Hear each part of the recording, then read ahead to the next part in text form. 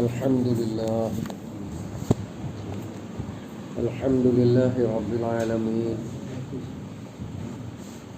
اللهم صل على محمد وعلى آل محمد. ഇനി നമുക്ക് സൂറത്തുൽ അഅറാഫിലെ 168-ാമത്തെ സൂക്തമാണ് മനസ്സിലാക്കാനുള്ളത്. ഇൻഷാ അല്ലാഹ്. അഊദു ബില്ലാഹി മിനശ് ശൈത്വാനിർ റജീം. ബിസ്മില്ലാഹിർ റഹ്മാനിർ റഹീം. وقطعناهم في الأرض أمما منهم الصالحون ومنهم دون ذلك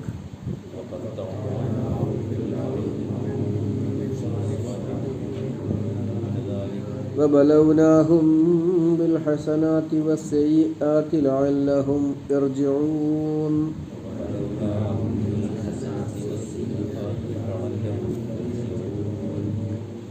وقطعناهم നാം അവരെ വിഭജിച്ചു, അല്ലെങ്കിൽ ഭിന്നിപ്പിച്ചു, ചിതറിച്ചു, ഛിന്ന ഭിന്നമാക്കി. നമ്മൾ നേരത്തെ വാക്ക് പഠിച്ചിട്ടുണ്ട്, ഖത്തഅനാഹും ഇസ്നത്തൈ അശറത അസ്ബാത്തൻ ഉമമൻ എന്നുള്ളത്.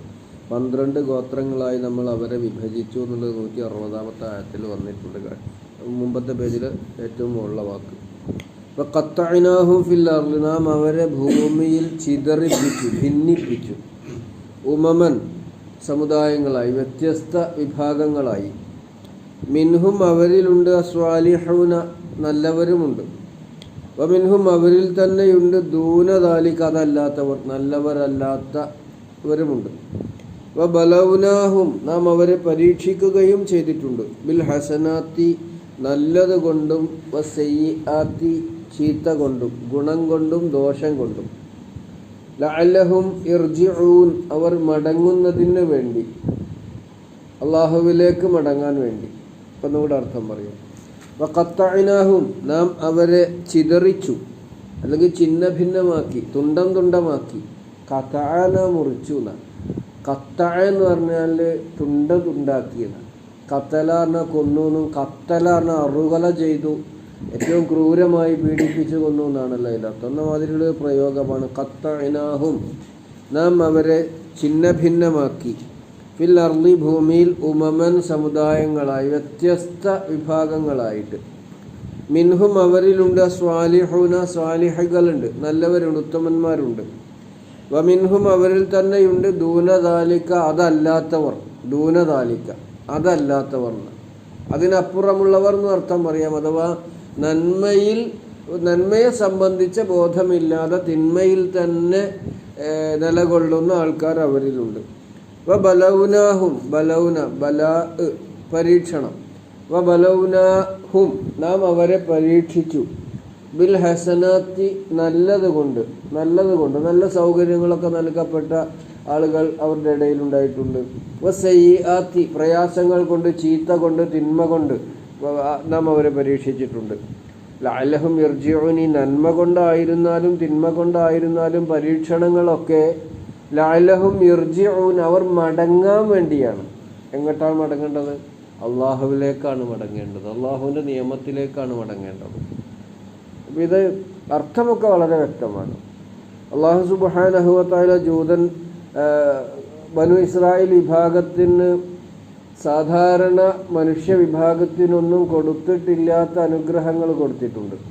സൂറത്ത് അൽ-ബഖറയിൽ 2 സ്ഥലത്ത് ചുരുങ്ങിയത് പറഞ്ഞിട്ടുണ്ട്. യാ ബനി ഇസ്രായേൽ ഉദ്കുറൂ നിഅമതി അല്ലതി അൻഅംതു അലൈക്കും വഅന്നി ഫളൽതുക്കും അലൽ ആലമീൻ ഒരു സ്ഥലത്ത്. പിന്നെ യാ ബനി ഇസ്രായേൽ ഉദ്കുറൂ നിഅമതി അല്ലതി അൻഅംതു അലൈക്കും വഊഫൂ ബിഅഹദി ഊഫി ബിഅഹദിക്കും. ഇതൊക്കെ നമ്മൾ പഠിച്ച, നിങ്ങൾക്ക് ഞാൻ ഒരുപാട് അനുഗ്രഹങ്ങൾ ചെയ്തു തന്നിട്ടുണ്ട്, ആയതുകൊണ്ട് നിങ്ങളും ഞാനും തമ്മിൽ ചെയ്ത കരാറ് പൂർത്തിയാക്കണം, അള്ളാഹുവിനോടുള്ള ഇടപാട് പൂർത്തിയാക്കണം എന്നാണ് ഒരു സ്ഥലത്ത് പറഞ്ഞത്. ഒരു സ്ഥലത്ത് ജനങ്ങളെക്കാൾ നിങ്ങൾക്ക് അനുഗ്രഹം ചെയ്തിട്ടുണ്ട്. ഉദ്കുറൂ നിഅമതി അല്ലതി അൻഅംതു അലൈക്കും വഅന്നി ഫളൽതുക്കും അലൽ ആലമീൻ, ലോകരെക്കാളൊക്കെ നിങ്ങൾക്ക് ശ്രേഷ്ഠത നൽകി. ഒരുപാട് പ്രവാചകന്മാരും ഒരുപാട് പുണ്യപുരുഷന്മാരും ഒരുപാട് മഹാന്മാരും ഉണ്ടായിട്ടുള്ള ഒരുപാട് സൗകര്യങ്ങളും സൗജന്യങ്ങളും ലഭിച്ചിട്ടുള്ള വിഭാഗമാണ് ബനൂ ഇസ്രായേൽക്കാർ. അവർ യഥാർത്ഥത്തിൽ യാക്കൂബ് നബി അലൈഹി സ്വലാമയുടെ സന്താന പരമ്പരകളാണ്. അവരിൽ 12 വിഭാഗമാണ്. അവർ പരസ്പരം തർക്കിക്കാനും അടിപിടി കൂടാതിരിക്കാനും യുദ്ധം ചെയ്യാതിരിക്കാനും ഭക്ഷണ വിഭവങ്ങളിലൊക്കെ അല്ലാഹു തആല അവർക്ക് സൗകര്യങ്ങൾ ചെയ്തു കൊടുത്തു. എന്നിട്ട് അവസാനം എന്താ ഉണ്ടായത്? അവർ അള്ളാഹുവിൻ്റെ നിയമത്തെ കൊഞ്ഞനം കുത്തി, ധിക്കാരപൂർവം അനുസരണക്കേട് കാണിച്ചു, അള്ളാഹുവിൻ്റെ നിയമത്തെ പരിഹസിച്ചു, അള്ളാഹു പറഞ്ഞിടത്തു നിൽക്കാതെ അതിനപ്പുറം അള്ളാഹുവിനെ നിന്ദിക്കുന്ന വിധം. നിങ്ങൾ വളരെ വിനീതരായിക്കൊണ്ട് ഫലസ്തീനിലേക്ക് പ്രവേശിക്കണം എന്ന് പറഞ്ഞപ്പോൾ അവർ എന്നാ വിനീതരാവുക എന്ന് പറഞ്ഞാൽ എങ്ങനെ ആയിക്കോട്ടെ, ഇതല്ലേ കൂടുതൽ മൂടിട്ട് നിരങ്ങിയവർ. അള്ളാഹിനെ കളിയാക്കല്ലത്. നിങ്ങൾ വിനയത്തോടു കൂടി സുജൂദിൽ പ്രവേശിക്കണം എന്നാണ് പറഞ്ഞത്. സുജൂദ് എന്ന് പറഞ്ഞാൽ വിനയത്തോടു കൂടി എന്നാണ് അവിടെ ഉദ്ദേശിക്കുന്നത്. അപ്പോഴൊന്നും വേണ്ട, ഇങ്ങനെ മൂടിട്ട് നിരങ്ങിക്കാണ്ട് ഇങ്ങനെ ഇടല. അതൊരു കളിയാക്കുക എന്ന് പറഞ്ഞാൽ അങ്ങേയറ്റം. അള്ളാഹു എന്ന് പറയുന്ന നമ്മുടെ നാഥൻ കളിയാക്കപ്പെടേണ്ടവനാണോ? എന്തൊരു അക്രമമാണ് അവർ ചെയ്തത്. അള്ളാഹുവിൻ്റെ നിയമങ്ങൾ, അള്ളാഹു തന്നെയും അവൻ്റെ അസ്തിത്വം, അവൻ്റെ വ്യക്തിത്വം, അവൻ്റെ സ്വർഗനരകങ്ങൾ, അവൻ്റെ പരലോകം, ഇതിനെയൊക്കെ പരിഹസിക്കാൻ തുനിയ എന്ന് പറഞ്ഞത് അഹങ്കാരത്തിൻ്റെ അങ്ങേ അറ്റമാണ്, അല്ലെങ്കിൽ സ്വയം നിന്ദ്യനാകുന്നതിൻ്റെ അങ്ങേ അറ്റമാണ്. ഇത് ഒരു പ്രാവശ്യം അബദ്ധത്തിൽ സംഭവിച്ചാൽ അള്ളാഹ് പുറത്തു തരും, പിന്നെയും പുറത്തു തരും. പക്ഷെ ഇത് തന്നെ ഒരു നിലപാടായി സ്വീകരിച്ചാലോ തൗബ ചെയ്യാൻ അതിനൊരു തയ്യാറുമല്ല. അപ്പം ഇങ്ങനെ അവർ ഫലസ്തീനിൽ നിന്നുകൊണ്ട് തന്നെ അള്ളാഹു ഫലസ്തീൻ എന്ന പ്രദേശത്തിന് നൽകിയിരിക്കുന്ന അനുഗ്രഹങ്ങൾ ഉള്ളതോടൊപ്പം അള്ളാഹുവിനോട് നന്ദി കേടി കാണിച്ചപ്പോൾ അള്ളാഹു തആല പല വിഭാഗം ആളുകളെ കൊണ്ട് അവരെ ആക്രമിച്ചു. അവർ ചതറിപ്പോയി. അവർക്ക് അവരുടെ നാട്ടിൽ നിൽക്കക്കള്ളിയില്ലാതായി. ഒരു ഘട്ടത്തിൽ ബാബിലോണിയക്കാർ അവരെ പിടിച്ചു കൊണ്ടുപോയി അടിമകളാക്കി, പലപ്പോഴും അവരിൽ നിന്ന് നാട് കടത്തി. ഇങ്ങനെ ജൂതന്മാര് സ്വന്തം നാട്ടിൽ നിൽക്കക്കള്ളിയില്ലാതെ ലോകത്തിൻ്റെ പല പ്രദേശങ്ങളിലും ചിതറി ഒറ്റപ്പെട്ടു. യൂറോപ്പിൽ പോയി, അമേരിക്കയിൽ പോയി. അതിൽ ചില വിഭാഗക്കാർ മദീനയിലും എത്തി. ബനു നളീർ, ബനു ഖുറൈള എന്നൊക്കെ തുടങ്ങിയുള്ള 15ഓളം ഗോത്രങ്ങൾ, 15ഓളം ഉപവിഭാഗങ്ങൾ അവർ മദീനയിൽ വന്ന് മദീനയിൽ താമസമാക്കി അവിടുത്തെ സ്വാധീനമൊക്കെ നേടി, അവിടെ സമ്പന്നരായി, സാമ്പത്തിക മേൽക്കോയ്മയൊക്കെ നേടി. പല പ്രദേശങ്ങളിലും അങ്ങനെ എന്നിട്ടും സൗകര്യം ചെയ്തു കൊടുത്തു അല്ലാഹു തആല. അതാണ് മദീനയിലേക്ക് സൗകര്യം കിട്ടിയത്, ലോകത്തിൻ്റെ വിവിധ.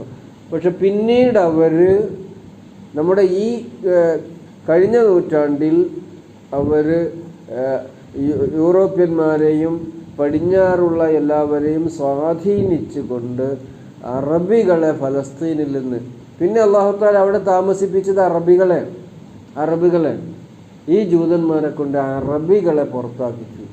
എന്താ കാരണം? നമ്മളെ കൊള്ളരുതായ്മ കൊണ്ട്, ജൂതന്മാരെ കൊള്ളരുതായ്മ ഉള്ളവരായതുകൊണ്ട് അവരെ പുറത്താക്കി. പിന്നെ അറബികളെ ഉപദ്രവിച്ചു. അത് കാരണം ജൂതന്മാരുടെ നിലപാട് എന്തായിരുന്നോ അത് നമ്മൾ സ്വീകരിച്ചു. അവർ നിലപാട് നമ്മൾ സ്വീകരിച്ചു. അവർ ഉടുമ്പിൻ്റെ മടയിൽ പോയി കയറിയാൽ നമ്മളും കയറി. ഇപ്പോഴും അങ്ങനെ തന്നെയാണ്. അപ്പം മുസ്ലിം സമുദായം അള്ളാഹുവിലേക്ക്, അള്ളാഹ് പറഞ്ഞില്ല, അള്ളാഹുവിലേക്ക് മടങ്ങല്ലാതെ നമ്മൾ ഇന്നലെ സൂചിപ്പിച്ചത് എന്താണ് നമ്മുടെ അറബ്യൻ രാജ്യങ്ങളുടെയൊക്കെ അവസ്ഥ? ആരെ ബോധ്യപ്പെടുത്താനാണ്, ആരെ തൃപ്തിപ്പെടുത്താനാണ് ഈ പടിഞ്ഞാറിൻ്റെ സംസ്കാരം? ഞാൻ രാജ്യത്തിൻ്റെ പേരൊന്നും പറയണില്ല. നമുക്ക് വിദേശത്തൊക്കെ ജോലി ചെയ്തവരും കാര്യങ്ങൾ അറിയുന്നവരും ധാരാളമുണ്ട്. എന്താണ് ശരിക്ക് യൂറോപ്പിനെ വെല്ലുന്ന വിധത്തിലാണ് അവർ യൂറോപ്യൻ സംസ്കാരം, പടിഞ്ഞാറൻ സംസ്കാരം സ്വീകരിച്ചു കൊണ്ടിരിക്കുന്നത്. അപ്പോൾ പിന്നെ ജൂതന്മാർക്കുണ്ടായ അതേ അവസ്ഥ തന്നെയല്ലേ വരിക? ലോകത്തെ അറബി രാജ്യങ്ങൾ യഥാർത്ഥ ഇസ്ലാമിൽ ഉറച്ചു നിന്നാൽ മുസ്ലിമീങ്ങൾക്കുള്ള ഇസ്സത്ത് തിരിച്ചു കിട്ടും. അത് സംഭവിക്കാത്തതാണ്. അപ്പോൾ ജൂതന്മാരെ അപ്പോൾ നമ്മളെ മുസ്ലിങ്ങളെ ചോദിക്കും, മുസ്ലിങ്ങളും അതിന് എന്താ കാരണം? ജൂതന്മാരെന്താ ചെയ്തു അതന്നെ മുസ്ലിമീങ്ങളും ചെയ്യണത്. ഒരു നിയന്ത്രണവുമില്ലാതെ, ദീനുൽ ഇസ്ലാമിൻ്റെ ഒരു ഷിആറുമില്ലാതെ, ആകപ്പാടെ മക്കയിലും മദീനയിലും ഹറമുകളുണ്ട് എന്നുള്ളൊരു സവിശേഷത മാത്രം. അപ്പോൾ ഇതൊക്കെ കൂടിയാണ് പ്രിയമുള്ളവർ. ഇതൊക്കെ നമ്മൾ ഉൾക്കൊള്ളാൻ വേണ്ടി പറയാം. ഇതൊക്കെ നമ്മുടെ ആഭ്യന്തരമായ ചർച്ചകളാണ്. നമ്മൾ വളരെ വിഷമം നമ്മൾ പരസ്പരം പങ്കുവെക്കുക എന്നുള്ള നിലക്ക് പറയണം. അല്ലാഹു സുബ്ഹാനഹു വ തആല നമ്മുടെ നേതാക്കന്മാർക്കും നമ്മുടെ ഭരണകർത്താക്കൾക്കും നമ്മുടെ പണ്ഡിതന്മാർക്കുമൊക്കെ യഥാർത്ഥത്തിലുള്ള ദീനീ ബോധവും ഈമാനിൻ്റെ കരുത്തും മുസ്ലിമീങ്ങളെ സൽപാന്താവിലേക്ക് നയിക്കാനുള്ള വിവേകവും നൽകി അനുഗ്രഹിക്കുമാറാവട്ടെ. അതല്ലേ നമുക്ക് പ്രാർത്ഥിക്കാനല്ലേ പറ്റുള്ളൂ. ഖത്തഅനാഹും ഫിൽ അർളി ഉമമ, ഭൂമിയിൽ അവരെ വ്യത്യസ്ത വിഭാഗമാക്കി ചിതറിപ്പിച്ചു. മുസ്ലിമീങ്ങളെ അവസ്ഥ, റോഹിംഗ്യൻ മുസ്ലിമീങ്ങളെ സ്ഥിതി എന്താ? ഇതന്നെയല്ലേ അഭയാർത്ഥികളായി പോകേണ്ടി വരിക. ഇന്ന് ഫലസ്തീനികളെ മുസ്ലിമീങ്ങളുടെ സ്ഥിതി എന്താ? വളരെ ദയനീയല്ലേ. അപ്പോൾ അവർക്ക് വേണ്ടി നമ്മൾ ദുആ ചെയ്യണം കേട്ടോ. വളരെ ദയനീയമാണ്. പട്ടിണിക്കിട്ട് കൊല്ലുകയാണ് അവരെ. അപ്പോൾ ഇതൊക്കെ നമ്മളിന്ന് അനുഭവിക്കുന്നുണ്ടെങ്കിൽ ജൂതന്മാരുടെ നിലപാട് നമ്മളിലുണ്ട് എന്നാണ് നമുക്ക് ഇവിടുന്ന് പറയാനല്ലേ പറ്റുള്ളൂ. ഇതൊക്കെ ഏറ്റെടുക്കേണ്ട ആൾക്കാർ ഭരണകൂടങ്ങളും സ്വാധീനമുള്ള ആൾക്കാരും ഒക്കെയാണ്. ഖത്തഅനാഹും ഫിൽ അർളി ഉമമൻ, ഭൂമിയിൽ അവരെ ചിതറിപ്പിച്ചു എന്നാണ്, അവരെ ഛിന്ന ഭിന്നമാക്കി എന്നൊക്കെയാണ് നമുക്കിവിടെ അർത്ഥം പറയുക. വിഭജിച്ചു എന്നും വാക്കർത്തുണ്ട്. മിൻഹും, അവരിലുണ്ട് സ്വാലിഹൂന, നല്ലവരുണ്ട്. അവരിൽ കാര്യങ്ങളുടെ നിജസ്ഥിതി മനസ്സിലാക്കി നല്ല നിലപാട് സ്വീകരിച്ചവരുണ്ട്. അങ്ങനെ മദീനയിലെത്തിയുള്ള ജൂതന്മാരിൽപ്പെട്ട ചിലർ ഇസ്ലാമിനെ സംബന്ധിച്ച് അറിഞ്ഞപ്പോൾ, പ്രവാചകൻ സല്ലല്ലാഹു അലൈഹി വസല്ലമയെ കണ്ടപ്പോൾ അത് സത്യമാണെന്നവർക്ക് ബോധ്യമായി. അവർ സൽപാന്താവിൽ നിൽക്കാൻ തീരുമാനിച്ചവരാ. അല്ലെങ്കിൽ അല്ലാഹ് എന്താണ് സത്യമാർഗം എന്ന് ഞങ്ങൾക്ക് കാണിച്ചു തരണേ എന്ന് പ്രാർത്ഥിക്കുന്നവരാ. അപ്പം നമ്മളും അങ്ങനെ പ്രാർത്ഥിക്കുക. സൽപാന്താവ്, സത്യസന്ധമായ വഴി അതെന്താണെന്ന് അറിഞ്ഞാൽ അത് സ്വീകരിക്കുക. അപ്പം ഖുർആനിൻ്റെ അടിസ്ഥാനത്തിലുള്ള നിലപാട് സ്വീകരിക്കുകയാണ് വേണ്ടത്. അങ്ങനെ സ്വീകരിച്ച അബ്ദുല്ലാഹി ഇബ്നു സലാം റളിയല്ലാഹു അൻഹു ഉണ്ട്, സൽമാനുൽ ഫാരിസി റളിയല്ലാഹു അൻഹു ഉണ്ട്. അവരൊക്കെ ഇസ്ലാമിലേക്ക് വരികയും ചെയ്തിട്ടുണ്ട്. അതുപോലെ തന്നെ റസൂൽ സല്ലല്ലാഹു അലൈഹി വസല്ലമയുമായി ഖദീജ ബീവി പോയിട്ടുള്ളൊരു പുരോഹിതനുണ്ടല്ലോ. വഹീ കിട്ടി പേടിച്ച് റസൂൽ സല്ലല്ലാഹു അലൈഹി വസല്ലം വന്നപ്പോൾ, അദ്ദേഹം ബുഹൈറ അല്ല, എന്തായിരുന്നു അദ്ദേഹത്തിൻ്റെ പേര് ഓർമ്മയുണ്ടായിരുന്നെങ്കിലും, ഖദീജ ബീവി റസൂൽ സല്ലല്ലാഹു അലൈഹി വസല്ലമയും കൂട്ടി അദ്ദേഹം അവരുടെ ഒരു ബന്ധുവിൻ്റെ അടുത്ത് പോയല്ലോ. പേര് പെട്ടെന്ന് മനസ്സിലാകട്ടെ. അങ്ങനെയുള്ള നല്ല മനുഷ്യൻ, അതാണ് മിൻഹും സ്വാലിഹൂൻ, അവർ സ്വാലിഹുകളുണ്ട്. വമിൻഹും ദൂന ദാലിക, അതല്ലാത്ത കടുത്ത ധിക്കാരികളുണ്ട്. അബ്ദുല്ലാഹി ഇബ്നു ഉബയ്യ്, അയാൾ യഥാർത്ഥത്തിൽ ജൂതന, അയാൾ ഇസ്ലാം അഭിനയിക്കുകയായിരുന്നു. അതാണ് നമ്മൾ കപടന്മാരുടെ നേതാവ് എന്ന് പറയുന്നത്. കാപട്യമാണ്. അപ്പോൾ ജൂതന്മാരെന്നും മുസ്ലിം സമുദായത്തിൽ ഛിദ്രതയും ഭിന്നിപ്പും ഉണ്ടാക്കാൻ ശ്രമിച്ചിട്ടേ ഉള്ളൂ. മുസ്ലിമീങ്ങളെ നശിപ്പിക്കാൻ ശ്രമിച്ചിട്ടേ ഉള്ളൂ. റസൂൽ സല്ലല്ലാഹു അലൈഹി വസല്ലമയുടെ കാലഘട്ടത്തിലും അത് തന്നെയായിരുന്നു. അതാണ് വമിൻഹും ദൂന ദാലിക, സാലിഹീങ്ങളല്ലാത്ത, നല്ലവരല്ലാത്ത ചീത്ത ആൾക്കാരും അവരുടെ കൂട്ടത്തിലുണ്ട് എന്നുള്ളതിനാണ് അമീൻ ദൂന ദാലിക, അവരല്ലാത്തവർ. ബലൗനാഹും ബിൽ ഹസനാത്ത്, നന്മ കൊണ്ട് നാം അവരെ പരീക്ഷിച്ചിട്ടുണ്ട്. സൗകര്യങ്ങൾ ചെയ്തു കൊടുത്തുകൊണ്ട് തന്നെ പരീക്ഷിച്ചിട്ടുണ്ട്. അറേബ്യൻ നാടുകളിലൊക്കെ അവർ റസൂൽ സല്ലല്ലാഹു അലൈഹി വസല്ലമയുടെ കാലഘട്ടത്തിലും സുരക്ഷിതരായിരുന്നു. പക്ഷെ അവിടെ നിന്ന് റസൂൽ സല്ലല്ലാഹു അലൈഹി വസല്ലമക്ക് അവരെ പറഞ്ഞേക്കേണ്ടി വന്നു. സൂറത്തുൽ ഹശ്റിൽ ആ കഥ പറയുന്നുണ്ട്. സൂറത്തുൽ ഹശ്റിൽ ആ ചരിത്രം പറയുന്നുണ്ട്. എന്താ കാരണം? മദീനയുടെ ഓരത്ത് താമസിച്ചുകൊണ്ട് മദീനയിൽ വളർന്നു വരുന്ന ഇസ്ലാമിക സംസ്കാരത്തെ, സംവിധാനത്തെ ത്വരംഗം വെക്കാൻ, തകർത്ത് കളയാൻ, നമ്മൾ പറയില്ല ത്വരപ്പൻ പണി എന്ന് പറയില്ല, അത് ചെയ്തവരാ. റസൂൽ സല്ലല്ലാഹു അലൈഹി വസല്ലം സംഘവും വല്ല യാത്രക്കും യുദ്ധത്തിനും അപ്പുറത്തേക്ക് പോയാൽ ഇവിടെ വല്ല മദീനയിൽ ഛിദ്രത ഉണ്ടാക്കുക, റസൂൽ സല്ലല്ലാഹു അലൈഹി വസല്ലമയെ ചതിവിൽ ആക്രമിക്കാൻ വേണ്ടി പ്ലാൻ ചെയ്യുക. ഇതൊക്കെ റസൂൽ അറിഞ്ഞപ്പോൾ മദീനയിൽ നിന്നും അവരെ പുറത്താക്കി. അപ്പോൾ സൗകര്യങ്ങളോട് പരീക്ഷിച്ചു. അവർ സമാധാനത്തോടു കൂടി ജീവിച്ചവരായിരുന്നു. പക്ഷെ അവരുടെ കയ്യിലിരിപ്പ് കൊണ്ട്, അവരുടെ കുത്തിത്തിരിപ്പ് കൊണ്ട് മദീനയിൽ പോലും താമസമില്ലാതെ, അതാണ് ചീത്ത വിധത്തിലും നല്ല സൗകര്യങ്ങളും ചെയ്തു കൊടുത്തിട്ടുണ്ട്, ചീത്ത അവസ്ഥയും അവരിലുണ്ടായിട്ടുണ്ട്. ഇങ്ങനെ എവിടെയും ഗതി കിട്ടാതെ, അതാണ് നമ്മൾ ഇന്നലെ പറഞ്ഞല്ലോ, ഹിറ്റ്ലറുടെ ജർമ്മനിയിൽ ജൂതന്മാർ പ്രചരിപ്പിക്കുന്ന അത്രയൊന്നും കൂടുതലില്ലെങ്കിലും ഹിറ്റ്ലർ മനുഷ്യരെ വളരെ ക്രൂരമായി പീഡിപ്പിച്ചിട്ടുള്ള ഒരു ഭരണാധികാരി തന്നെയായിരുന്നു. അപ്പോൾ അവരെ ബലൗനാഹും, നാം അവരെ പരീക്ഷിച്ചു, ബിൽ ഹസനാത്തി, നല്ലത് കൊണ്ടും, വസയ്യിആത്തി, ചീത്ത കൊണ്ടും, പ്രയാസം കൊണ്ടും, ലഅല്ലഹും യർജിഊൻ. എന്തിനാ പരീക്ഷിച്ച്? നന്മയും സൗകര്യവും നൽകിയിട്ടുണ്ടെങ്കിൽ അത് മടങ്ങി വരാൻ വേണ്ടിയാണ്, അവർ നന്നാകാൻ വേണ്ടിയിട്ടാണ്. കുട്ടികളെ നമ്മൾ ശിക്ഷിക്കുന്നത് എന്തിനാ? നമ്മളെ കുട്ടികളെ ചിലപ്പോൾ ചെറിയ വിധത്തിലൊന്ന് തല്ലി എന്നൊക്കെ വരും. അധ്യാപകർ കുട്ടികളെ ചിലപ്പോൾ ഒന്ന് ശിക്ഷിച്ചു എന്ന് വരും. അതൊന്നും അവർക്ക് ദോഷകരമായി ബാധിക്കാൻ വേണ്ടിയല്ല, അവർ നന്മയിലേക്ക് വരാൻ വേണ്ടിയിട്ടാണ്. ചിലപ്പോൾ അത് ക്രൂരതയൊക്കെ ആവാറുണ്ട്. ചില അധ്യാപകരെങ്കിലും അങ്ങനെയൊക്കെ ചെയ്യാറുണ്ട്. അത് അവരുടെ വ്യക്തിത്വത്തിൻ്റെ കുഴപ്പമാണ്.